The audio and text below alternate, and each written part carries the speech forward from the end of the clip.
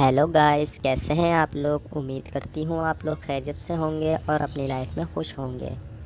आज मैं आप लोगों के लिए एक नई वीडियो लेकर आई हूँ जिसमें मैं आप लोगों को बताऊँगी कि औरत को कितना बड़ा साइज़ पसंद होता है।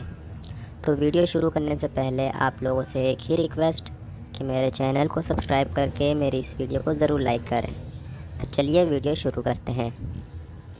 तो देखिए गाइस, ये साइज़ का मामला हर लड़की का अलग अलग का हिसाब होता है। किसी लड़की को बड़ा अज़ू पसंद होता है और किसी को छोटा। बस इसमें बात ये होती है कि आपके सामान में ताकत कितनी है। आपके सामान के अंदर बस ताकत होनी चाहिए, साइज़ भले उसका 4 इंच हो या 10 इंच। अगर उसके अंदर ताकत नहीं तो वो किसी काम का नहीं है।